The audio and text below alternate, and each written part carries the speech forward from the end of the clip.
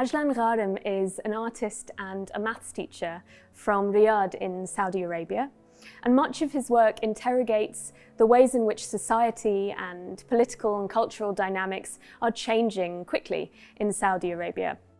This project, Paradise Has Many Gates, its title references the 8 gates to heaven described in the Quran, and you see that its form and function is true to the design of a traditional mosque, but the material that's been used is that cage-like chicken wire and steel tubing that we associate with refugee detention centres and border walls. Its material makes this clear connection to an architecture of control.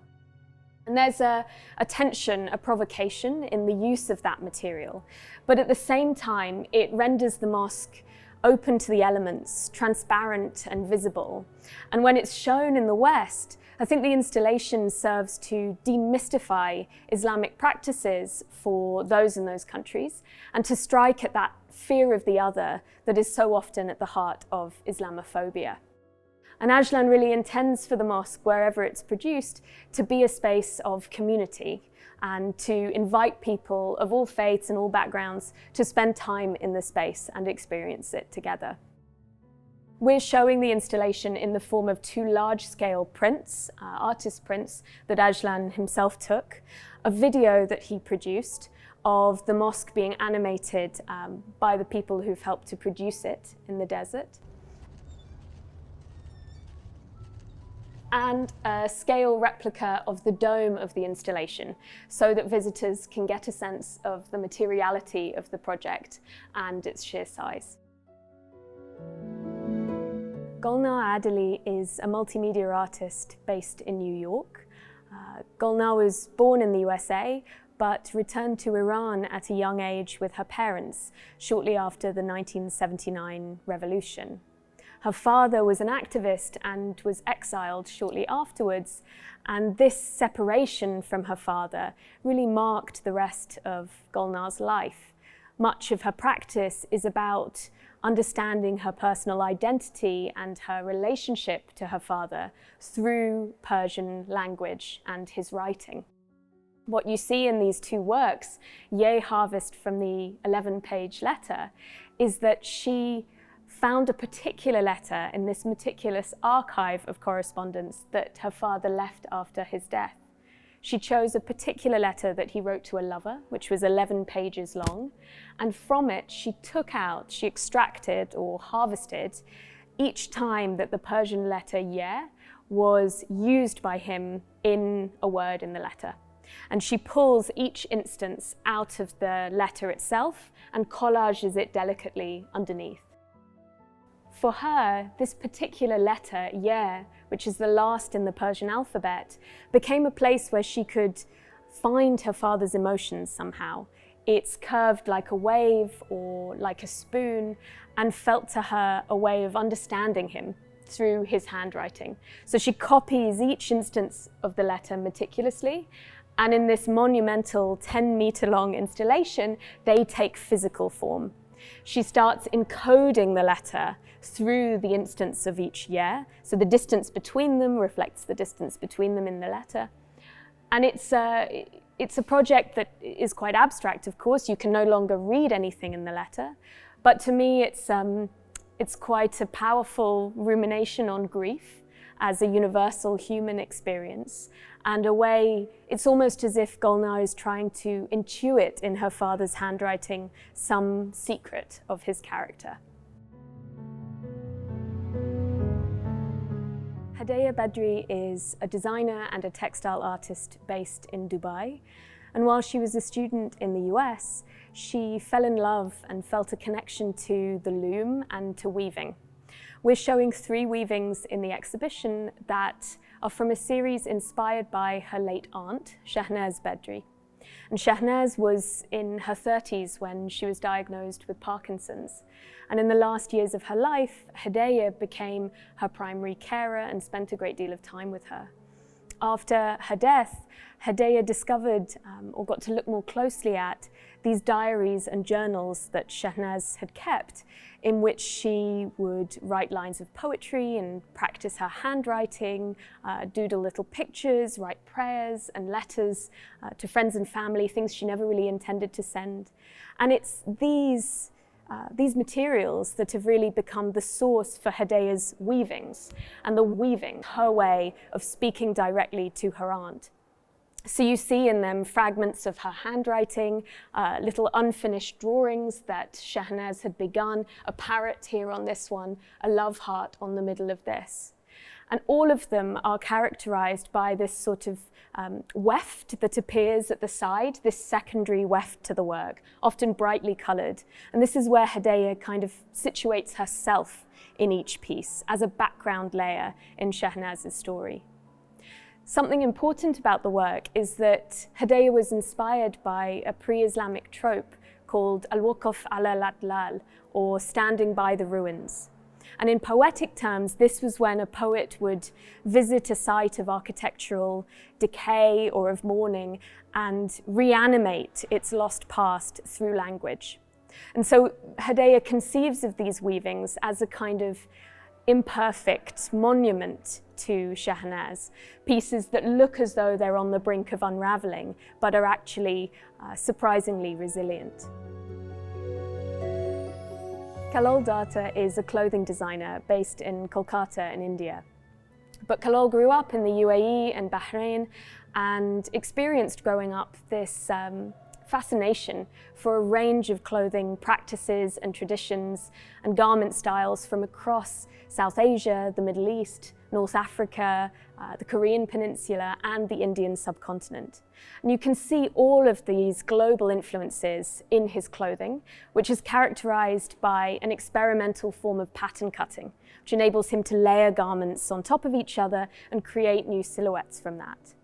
In this particular look called Karatiji, you see the influence of these different spaces and context. The hanbok in the jacket, the shalwar in the trouser, the veil over the head. There's a sense that he's mixing these references to complicate or challenge the way that we understand clothing in terms of its origins. KALLOL is also attuned to the political significance of dress. He describes the ways in which minorities in India are marked out or defined by what they wear.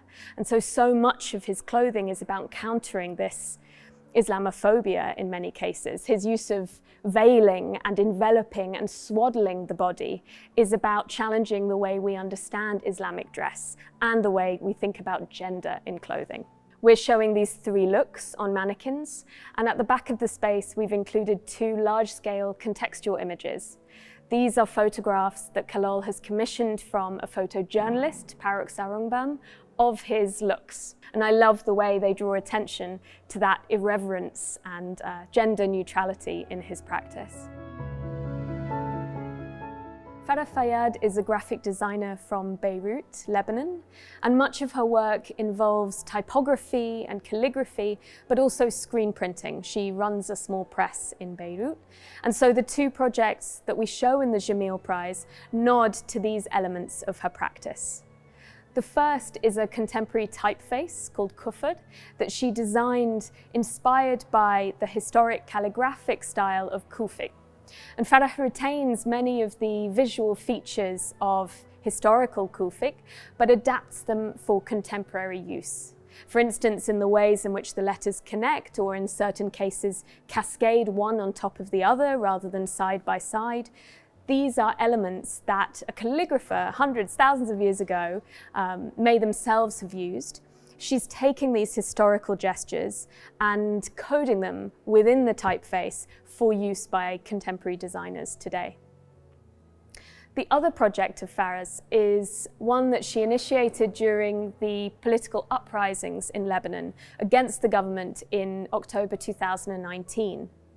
This was a moment where hundreds of thousands of people from across Lebanon took to the streets to protest government corruption and a growing economic crisis. She, along with some friends, took a manual screen printing press down to the heart of the protests in downtown Beirut And she printed, free of charge and on the spot, a host of designs from local designers onto the clothing of protesters passing by. We're showing 5 articles of clothing that were produced from the project at the time, and we're also showing a video that FARAH has made since, in which she reflects on the project and its impact, and whether Lebanon really needed fighters at that moment rather than designers. Sofia Karim is an artist, an architect and an activist based in London. Sofia invites artists and thinkers from across the world to design samosa packets that stand in solidarity with international struggles and become really powerful objects of protest and resistance. The 90 packets that we're showing in the Jameel Prize are mostly related to the Shaheen Bagh protests that began in India in 2019. These protests began in this little neighborhood in Delhi, led predominantly by Muslim women, because of the Citizenship Amendment Act that had been put through Parliament by the Indian government. And this act offered amnesty to citizens from neighboring countries to India, but explicitly excluded Muslims. And this piece of legislation is part of a rise in Islamophobic law and popular attitudes in India today. Sofia began by using the packets as a way of connecting to this network of activists and to the women of Shaheen Bagh themselves, as well as to a host of interconnected struggles from all over Asia, the Middle East and Latin America. We're showing 90 of the packets here on these amazing traditional textiles called gamcha, which Sofia has in her home and appear in every Bangladeshi's home. And each packet is filled with salt as a nod to the culture of hospitality that is fostered at the Shaheen Bagh protests. As you see from the image at the back of the space, the protests have grown into an enormous movement. And these samosa packets, although this totally humble and ephemeral object, have become this incredibly powerful vehicle for political voice and global activism. JANA TRABOULSI is a visual artist and a graphic designer from Lebanon. And the work that we're showing in the Jameel Prize is the Kitab al-Hawamish, or Book of Margins. And JANA's book investigates the role of margins and marginalia in Arabic book production and manuscript production. And she understands the margins both in a literal and figurative sense, exploring both the literal perimeter of the page and all those aspects of book design that have been lost or forgotten with the advent of Western print production. So what we've done with JANA's display is to show 4 copies of the Kitab al-Hawamish in physical form on cradles.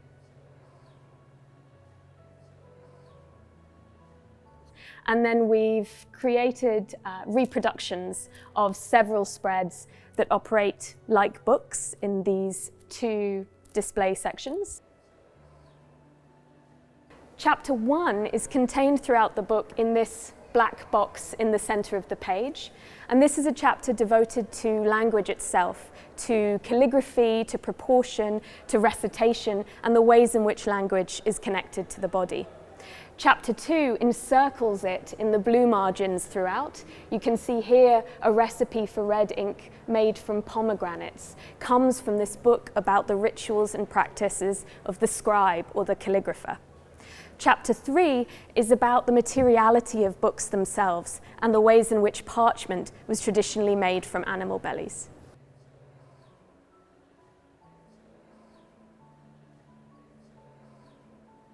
So this is a project that is full of rich details and anecdotes, but is also, in a political sense, trying to fill a gap in a design history that JANA was never taught.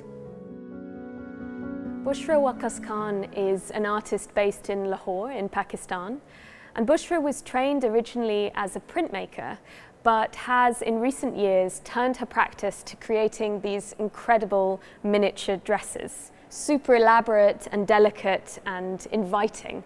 We've tried to treat it very much like a jewel in the exhibition in this more intimate space. The catalyst and the material for Bushra's dresses is affidavit paper or stamp paper. It's this paper that is used for all official documents in Pakistan, for births, for deaths, for marriages, divorce, property and ownership. It's connected very much to notions of authenticity and of value. And Bushra takes this paper, which is characterized at the top by patterns that look sort of generically European with some sort of Islamic flourishes, and then takes out individual motifs, and she then transfers these from paper to fabric and individually stitches them to take the form of these gorgeous and exuberant dresses. You can see along the hem, for instance, the word Pakistan from the paper itself, the 150 rupees example, but she uses both contemporary papers and historical ones in her work. And I think this is an example of a piece where the political dimension is present but subtler. For Bushra, the connection of the paper to notions of value became a prompt for thinking about the ways in which women in Pakistani society are arguably valued less highly than the material possessions that this paper is meant to represent. The nod to Victorian fashion in the style of the garments is also a hint at the colonial history of the country, present still in the material culture of bureaucracy.